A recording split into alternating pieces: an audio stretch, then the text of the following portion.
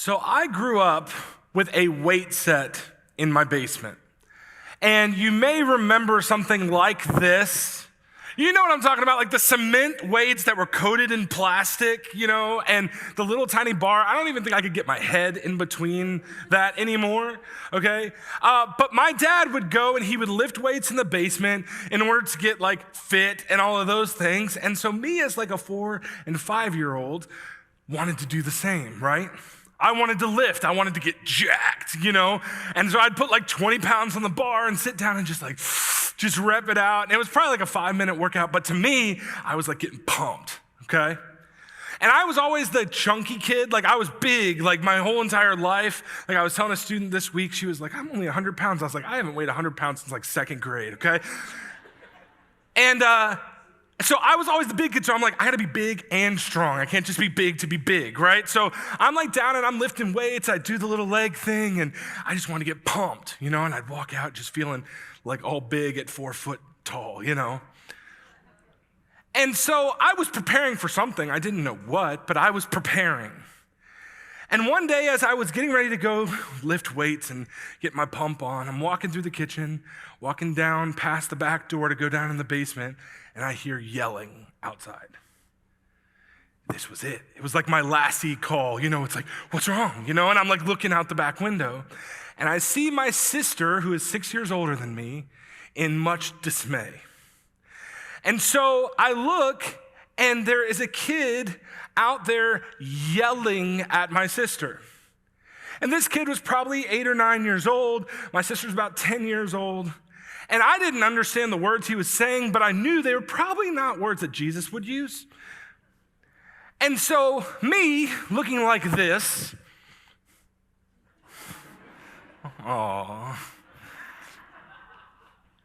pull out my best Clint Eastwood impression. And I open the back door all slow, or at least this is how I remember it in my head. I open the back door and I walk over and I place myself between this 8-year-old, 9-year-old, and my sister. I had no plan, but I was pumped. I've been lifting weights. I was prepared. And me as a 4-year-old, get in between this kid and my sister, and I grab that kid by the neck of his shirt and I lift him up as high as my little 4-year-old arm can reach. Now, I imagine that's probably only about an inch off the ground, but I was working with what I had, okay? And I pick the kid up and I look him in the face and I say, don't you ever talk to my sister like that. And I threw this kid onto the cement driveway that we were standing on. And the kid gets up and he books it. He runs through our backyard into his backyard and gone. I had to stand up for my sister. I was the tough brother, right? And then I looked at her, I said, come on, Beck, let's go home. I put my arm out and we walked back to our house. I was prepared, I was ready. And sometimes we have to be willing to stand up when it would be much easier to just sit back. Sometimes we have to step up and have courage in a situation where we may not know what the other side of our situation is going to look like. And today, we're going to continue our series, Profiles in Courage. And we've been talking about these Old Testament characters who, when faced with insurmountable odds, chose courage instead of fear. And so the first week, we talked about these guys, Joshua and Caleb, who were saying, hey, we got to go into the promised land. And the people got so scared of the giants that a whole generation missed out on the promised land. And Joshua and Caleb went in and led the Israelites into the promised land. Week 2, we talked about Gideon and how he was so scared, he was threshing wheat in a wine press, and then God calls him and he tests God, and then God sends him with this tiny little army to have this massive victory. And this week, we're going to be talking about 3 friends who, in a situation where it would have been much easier to just go with the flow, they chose to go against the grain. 3 friends who chose courage instead of shrinking back. And I think in our life, there are times when we are faced with situations where we have to choose courage in the face of fear. And so we're going to look at what we can take from these 3 friends in the book of Daniel. And so in Daniel chapter 3, we find these three friends. Their names are Hananiah, Mishael, and Azariah. Now, you may not recognize those names. You probably recognize them as Shadrach, Meshach, and Abednego. Or as VeggieTales calls them, Rack, Shack, and Benny, okay? It's much easier to say and remember than Shadrach, Meshach, and Abednego.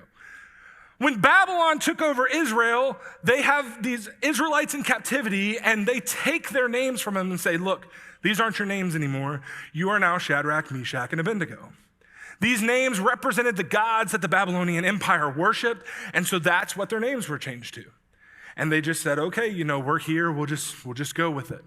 You also have this king, his name is Nebuchadnezzar, okay? So let's just increase the difficulty of the names. You will not see any of these on the little trinket license plates in the gas station. And Nebuchadnezzar is in charge of this massive empire, and you have Shadrach, Meshach, and Abednego working for the king. They're trusted with a lot of responsibility, and here they are working for the king when a really kind of odd situation comes up. In Daniel chapter 3, starting in verse 1, it says this. King Nebuchadnezzar made a gold statue 90 feet high and 9 feet wide, and he set it up on the plain of Dura in the province of Babylon. King Nebuchadnezzar sent word to assemble the satraps, prefects, governors, advisors, treasurers, judges, magistrates, and all the rulers of the provinces to attend the dedication of the statue King Nebuchadnezzar had set up. So the king sets up this giant statue. We're not talking like Raiders of the Lost Ark trinket statue, okay? Getting chased by boulders and all those things. If you don't get that reference, then I am older than I think I am. We're talking 90 feet tall. To put this in perspective, if you have been to the Lincoln Memorial before, that statue, when I walk up to it, it's just massive. It's 19 feet tall. So a 90-foot golden statue is pretty significant. It's 90 feet tall, 9 feet wide, and he says, everyone who is important in our entire empire needs to be here for the dedication of this statue. And he invites them all of the important people, the governors, the satraps, everyone. He says, you have got to be here for the dedication. It's a big deal, huge statue. And so then it says this, it says, a herald proudly or loudly proclaimed, people of every nation and language, you are commanded, okay? He's giving a command from the king. The herald is pronouncing it to everyone. Here's what you got to do. Here are the instructions for how we are going to dedicate the statue. Make sure you listen up because this is really important. And it says this, when you hear the sound of the horn, flute, zither, lyre, harp, drum, and every kind of music, when the band starts to play and the music strikes up, you are to fall face down and worship the gold statue that the king Nebuchadnezzar has set up. And then it says this, it says, but whoever does not fall down and worship will immediately be thrown into a furnace of blazing fire. King Nebuchadnezzar builds this huge statue, and it's not just about worshiping this God that Nebuchadnezzar worships. It's also about worshiping Nebuchadnezzar. See, in his culture, a lot of people called him the King of Kings. You may have heard that term used more appropriately for God, but they would use this for the kings of the Babylonian Empire. 2 of them got called this because the empire was so massive that when he was with a group of other kings, he was like the king. And so you can imagine, not only is this about, hey, worship this God and this idol, but hey, look at what I am capable of. This is just extra. 90 feet of gold, yeah, that's just extra because I can. Because my empire that I have built is so powerful. Look at me. He wants everyone there, everyone important, because they need to know their place in the Babylonian Empire and know and see his power. And he invites them all there, and you better believe everyone is going to listen to what the king has to say. He's got authority, he has power. And he's not tolerating any defiance. And I know, as a parent of 2 boys, how I would react in moments of defiance, right? I have kids. I was the but dad kid. Do you know what I mean when I say that? My dad would say something, and my response was always, but dad. I feel the same way now, but I didn't understand it when I was a kid. So my dad would say, go to your room, but dad. Finish your homework, but dad. And I remember one time my dad looking to my mom and saying, talk to your son before this ends badly. And I found myself saying the exact same words to my wife this week because I am pretty sure my dad prayed that I would have a son just like me. I have a but dad child who always has to get the last word in, and now I understand. And so when my kids are being confronted and they decide they're going to stomp off or slam my door, right? You know, you don't slam my door in my house. Or, heaven forbid, and God save my children, if they walk away while I am in the middle of saying something. Thank you, you all understand. If you don't have kids yet, it's not that bad all the time, but sometimes, you know. Or we've been in the grocery store when the kid decides to show all of their artistic flair in the aisles of the grocery store for everyone to hear. And you have probably caught yourself saying, wait till we get to the car. Because you can't say what you want to say in the middle of the grocery store. And you get them to the car, and then you lovingly put them in their seat and drive them home, right?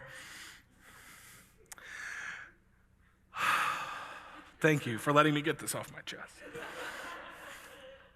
The fact of the matter is, I can only imagine, if that is my response, that the King of Kings, the guy with all the power that everyone stands in fear of, when the music starts playing and everyone bows down to this huge idol and he looks out and sees three guys kind of doing this thing and going, I can understand a little bit. Not to burn them in the fire a little bit, but I can understand a little bit. And so it says this, they blow the horns, the music starts playing, these three guys stand, and it says this, it says, then in a furious rage, have you ever been there? Nebuchadnezzar gave orders to bring in Shadrach, Meshach, and Abednego. This is the king version of, get down here right now, I gotta talk to you. Okay? So these men were brought before the king. And Nebuchadnezzar asked them, Shadrach, Meshach, and Abednego, is it true that you don't serve my gods or worship the gold statue I have set up? Now, if you're ready, when you hear the sound of the horn, flute, zither, lyre, harp, drum, and every kind of music, fall down and worship the statue I have made. But if you don't worship, if you don't listen to what I am saying right now, you will immediately be thrown into a furnace of blazing fire. And who is the God who can rescue you from my power? The guy who's the king of Babylon. Bow down to the statue I've made. Who's going to save you from my power? Who do you think you are?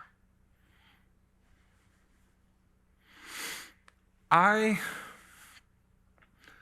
look at the decision that these guys make, and it's a difficult one. This furnace is not your furnace from like your downstairs.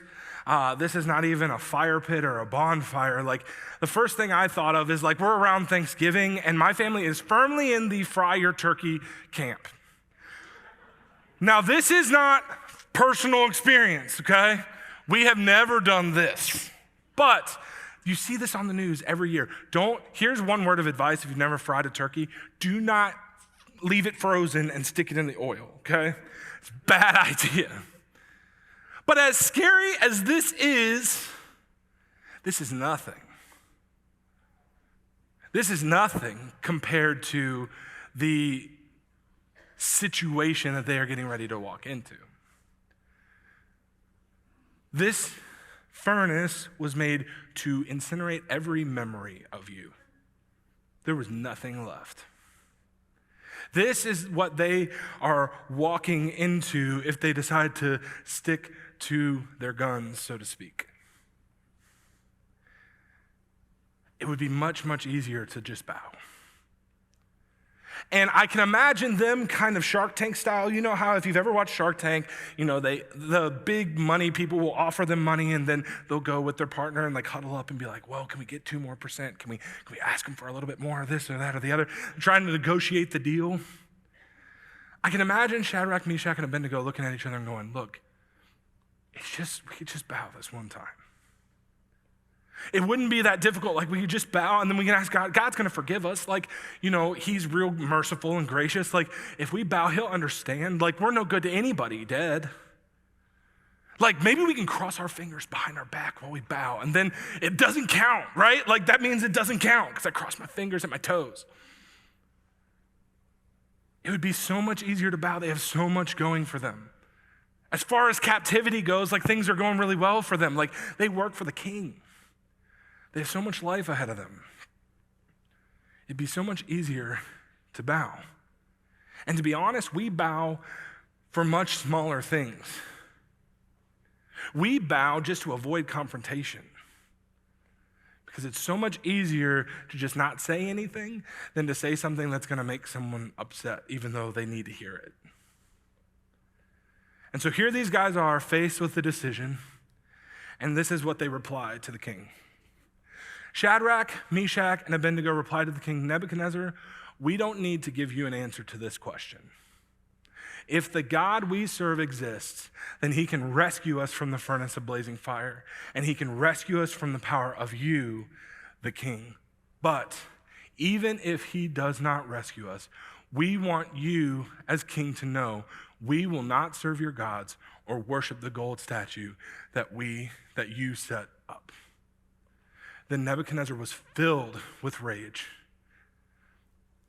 They look him in the face and they say, look, it doesn't matter what you do to us. It doesn't matter what you think you have power of. My God is so much beyond your power you can't even fathom or understand it. They look the King of Kings in the face and they go, look, I don't care. Do what you want. And the king, it says, Nebuchadnezzar was filled with rage, and the expression on his face changed toward Shadrach, Meshach, and Abednego. I can imagine the vein in the middle of his forehead popping out like a college football coach on the sidelines, right? Tom Brady throwing an iPad across the room. Like, I can imagine how upset he's getting. And then it says this. He gave orders to heat the furnace 7 times more than was customary, and he commanded some of the best soldiers in his army to tie up Shadrach, Meshach, and Abednego and throw them into the furnace of the blazing fire. He's so upset. He says, grab them, tie them up, throw them in the furnace, crank it up to 11. Like, I am done with these people. Who do they think they are talking to me? I am the king. Who are they? They're Israelites. They've been captured. They're in captivity, and they think they can talk to me like this. I don't think so. And it goes on and it says, so these men in their trousers, robes, head coverings, and other clothes were tied up and thrown into the furnace of blazing fire. And since the king's command was so urgent and the furnace was so extremely hot, the raging flames killed the men who carried up Shadrach, Meshach, and Abednego. And these 3 men, Shadrach, Meshach, and Abednego, fell bound into the furnace of blazing fire. I can imagine as they're walking up to this furnace that is just radiating heat, they're probably thinking, man, did we make the right choice? This is not going to be fun. And these guys, their best men who are carrying them to the furnace, end up dying on the way, and they fall in, and I can imagine in their head, they're just thinking, when is the pain going to start, and how long is it going to last? And they fall into the furnace, and here they find themselves, and nothing happens. It's like the biggest irony. They're literally just chilling in the furnace, right? They're just hanging out. But here's the thing. King Nebuchadnezzar jumps up in alarm, and he said to his advisors, like he's watching all this unfold, like he's angry. He wants to see the punishment happen. And it says, he says to his advisors, didn't we throw 3 men bound into the fire? Like it was 3, right? Like Shadrach, Meshach, and Abednego, Rakshak, Benny, that's the 3. And he says, yes, of course, your majesty, they replied to the king. And he exclaimed, look, I see 4 men not tied, walking around in the fire unharmed. And the 4th looks like the son of the gods. See, here's the deal. This story is old. You're probably never going to face the threat of a furnace. But the fact is, there will always be pressures that make us question whether we should bow or not. The pressure may be a promotion, and you're like, man, if I can make partner, if I can get this promotion, then maybe I can provide for my family. And you start making sacrifices, and the very family you're trying to provide for never sees you anymore because you're sacrificing your family on the altar of a promotion, and you forget what the whole point was in the first place. And the pressure builds. Or maybe the finances are just building and building and building, and things are getting more and more expensive, and you're just sacrificing financial security on the altar of like, I just got to get by. And it's tough. Maybe the pressure is acceptance, and you go, I just want people to like me, and if I speak up or I act different, then people aren't going to like me, and I'm not going to fit in. And if I say what I feel like I need to say, then everyone's going to walk away. And we feel that pressure, and we just feel like if I just bow, it would be so much easier and life would go so much better for me. And that's not what they do. And they're walking in the furnace, and King Nebuchadnezzar's like, am I having like a heat stroke? Like, what is going on right now? And I want you to know this. The bottom line for today is this. Let your commitment to follow Jesus give you courage to stand up for what is right. There was no promise that they were going to make it out. There was no promise that they were just going to go in there and everything was going to be okay. But they knew that regardless of what God did, they were going to trust him. Let your commitment to follow Jesus give you courage to stand up for what is right. And so there are 3 things that I want you to hear from this message that they did that I think are really important for us when we're walking through difficult pressure situations. And the first one is this. God will meet us in the furnace. You are going to go through moments where it feels like too much.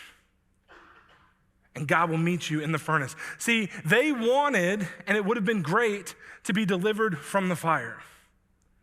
But instead, God decided to deliver them in the fire. So often we pray like, God, please, like, just keep me away from this, make my life comfortable. And God's like, no. You need to go through this in order for you to trust me. And I'll meet you right there in it. But too often we want to avoid the pain. And God's like, look, I'm right there in the furnace with you. So don't you bow. Lesson 2 is this. God will reach others through the furnace. When you're going through a difficult situation, God can use your pressure moments, your furnace moments to reach other people. And that's what I love about this story is it doesn't just end here. It goes on and says this. It says, so Nebuchadnezzar then approached the door, probably from a safe distance, right? Because it's hot. And he says, Shadrach, Meshach, and Abednego, you servants of the Most High God, come out. And so Shadrach, Meshach, and Abednego came out, and they are not burned. There's no hair on their head that's burned. Their clothes are fine. They don't even smell like smoke. And they come out, and then Nebuchadnezzar says, praise to the God of Shadrach, Meshach, and Abednego. He sent his angel and rescued his servants who trusted in him. They violated the king's command and risked their lives rather than serve or worship any god except their own God. Therefore, I issue a decree that anyone of any people, nation, or language who says anything offensive against the God of Shadrach, Meshach, and Abednego will be torn limb from limb, and his house will be made a garbage dump. For there is no other God who is able to deliver like this. Now, I will say this. I laugh because he goes from worship my statue or burn to worship the true God or I'm ripping you apart and tearing down your house, okay? Everything doesn't get fixed right at once. Like sometimes you gotta one step at a time. Like, let's follow God. Now let's not torture people. Like that would be great. But he's making one step in the right direction. You can't expect him to get it all right the first time, right? But I just think it's funny. It's like complete 180, okay? But I love this. He says, there is no other God who is able to deliver like this. No one else could do this. They were willing to take a step into a furnace, trusting that God, whether he made them better or not, like whether he kept them alive or not, God was still faithful. And people are watching you when you're going through difficult situations and going, what are they gonna do? They say they go to church, they have a sticker on the back of their car, they say they follow God, this pressure's difficult, what are they going to do? And I wanna tell you, don't you bow. Don't do it. People are watching. And lesson number 3 is this: God will bless us through the furnace. In verse 30, it says, then the king rewarded Shadrach, Meshach, and Abednego in the province of Babylon. And I want to say this: God is not always going to increase your paycheck or increase your health or anything like that. If you can make it through the situation, on the other side, everything may not be butterflies and gumdrops. But God does promise us something in James chapter 1. It says, blessed is the one who perseveres under trial, because having stood the test, that person will receive the crown of life that the Lord has promised to those who love him. He's with you, and he's promised you something. So don't you bow. See, it's really dangerous for us to make furnace avoidance our primary goal in life. If we are constantly trying to avoid tough situations and God, please don't take me through this, I really just make my life comfortable all the time, you're gonna miss out on so many things that God has set up for your life and so many things that he's trying to teach you. So rather than praying, God, please don't let this happen to me, I would rather us pray something that's a little bit dangerous. And it may be difficult to pray, and you may not even be able to pray this prayer today. But praying a prayer something like this: God, give me an opportunity to grow in my love for you.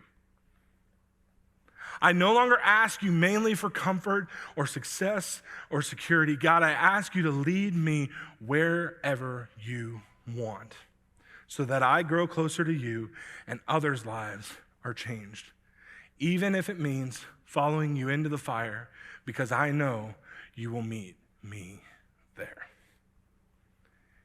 It's a scary thing to tell God, take me wherever you want to go. God, test me. In the Bible, it says, search me, O God. It's a scary thing to say, God, whatever you want, that I'm on board.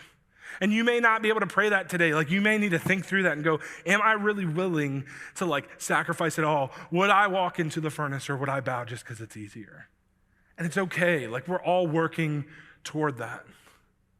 But here's the deal. Jesus did not say, God has a wonderful plan for your life, and it's a great house, a great spouse, 2.5 kids, a terrific job, and a nice car. Hesitations 1-1. He does not say this, okay? As much as it would be like, man, you could go to someone and say, hey, follow Jesus. He'll promise you all this stuff. No. Jesus says something more like this: follow me, bow to nothing and no one except me. It's going to be a tremendous journey, and there will be plenty of trouble along the way. But you know what? He's going to be right there with you. And he's promised you that he'll be right there with you. See, the God we serve is able to save us, but even if he doesn't, we won't bow down. Be willing to step up. Even in the heat of the furnace, God's got you. But you've got to take courage and know that your commitment to follow him is going to lead you exactly where he wants you to be. Let's pray. Father God, I thank you that in the midst of it all, you are there. God, I know that there's a lot of pressure going on, a lot of things, a lot of life happening right now. And in the midst of it all, God, you say, I'm right there, and I can deliver you in it. I can deliver you from it. But you know what? I'm growing you to love me and know me more. God, I pray that every step on the way, we would grow to learn and love you more and more every single day. Help us to take courage. In your name I pray. Amen.